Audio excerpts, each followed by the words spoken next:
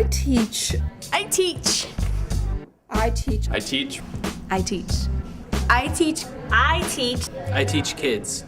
I teach my students to become social thinkers through compassion and reasoning. I teach kids how to be problem solvers. I teach kids how to be motivated. I teach kids self-worth. I teach students about humanity and what it means to be human. In order to know what to teach my students, I need to know who they are. If we want schools to produce more powerful learning for students, then we have to provide more powerful learning opportunities for teachers. I teach elementary mathematics methods, and I would say first and foremost that my students teach me.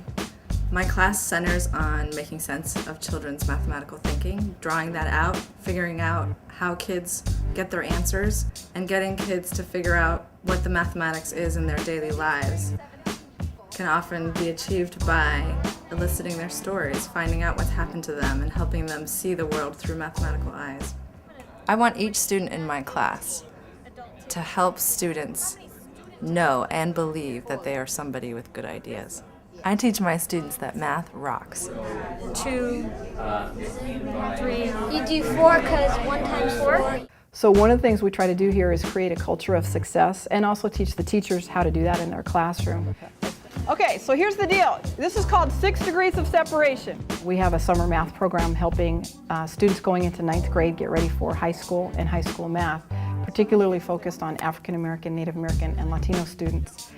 Sometimes math teachers come in with the math knowledge, but not necessarily knowing some of the ins and outs of building relationships with the kids we're going to be working with. And so my project is about how we can have student learning going on, but also professional learning at the same time. I teach my students that knowing mathematics is more than just getting an A on a test. It involves understanding mathematics, communicating it, making sense of mathematics in the world. So one of the things that I really like about this activity is the students now have to present it, and so now they're really excited about making sure they understand so they don't make any mistakes in front of the presentations because they're very nervous about it. So you can hear them arguing about it, and it's so nice. These are kids in math support class really passionately arguing about math. It's exactly what we're hoping for.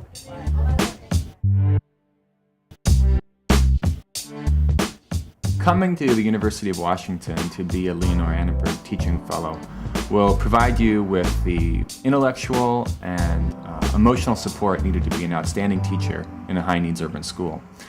First and foremost, we have amazing faculty who work in these programs, faculty who have been teachers themselves, faculty who are leading scholars in the areas that they work with, and faculty who are committed to meeting the needs of students in high-needs schools. I teach secondary science methods, and one big thing that I help my students understand in the program is that when they go into the science classroom that there is a big difference between having kids explain what happens versus how something happens versus why something happens.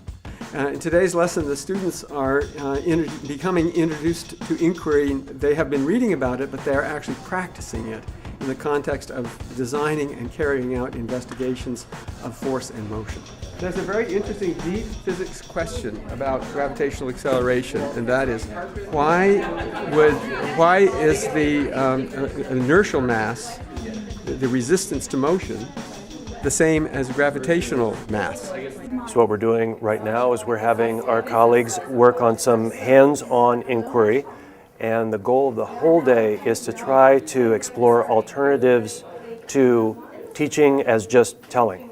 And so we're getting them involved in thinking about questions and tasks that they can present to their students that get their students to understand not just the content of science, but also the processes of science, how scientists actually go about doing their work. So many of my students are caring people, and they don't see science as something that they care about unless people are connected to it.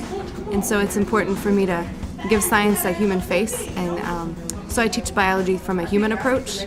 That way they can see how their lives connect to it and how they can help other people by learning about this subject. Evolutionary biologists, they study how things work from time to time, and they study the relatedness of the organism. So we've just received a large amount of funding from the National Science Foundation, and this money is for what we call NOICE scholarships. And these scholarships will give 9 math or science teachers a chance to be fully paid as they go through our teacher ed program. I teach informal science education. In the past, usually at zoos, museums, aquariums. So I get K through 5 age students excited about environmental science through exploration in the outdoors and nature. Gosh! Wow. Look at, what are we looking at? A squirrel ate out this hole! Oh, that would be a really big squirrel, Philip. So this tree, look, it looks like they cut it at the top, but look, it's still growing. Do you see that? Yeah, they cut it. And we can actually see inside. A squirrel been missing. An acorn.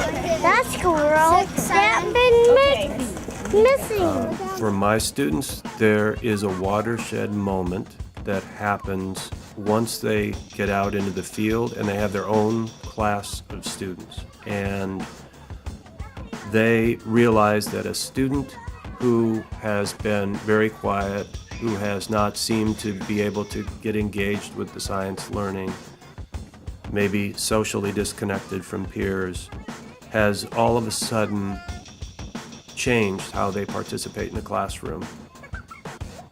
And when this happens, some of our beginning teachers realize that it's because of a strategy that they've tried out. They've learned in the TEP program, and they've tried out this new tool or strategy, and it has reached that kid. And that's a watershed moment, because I think that's when their identity shifts from being a student teacher to being a teacher. They become defined by, I helped that kid learn, and if I wasn't a teacher, I couldn't have done that. What we're really trying to do is help our teachers be and become people who care about kids. How do we do better by the children who have had the least opportunity? And doesn't that mean that we have to get closer to them? That we have to know more about who they are and what they are and what their experiences are like and who their families are and what opportunities they have and where they've been successful. And to recognize their success and to recognize them as competent individuals. I mean, what does it mean when you're learning to teach to sit down next to a kid and have that kid teach you something so that you understand that that kid knows something? A kid that you never thought could teach you anything suddenly is in a position of teaching you something. And that is really different. That's a really different way of beginning, of starting to be a teacher.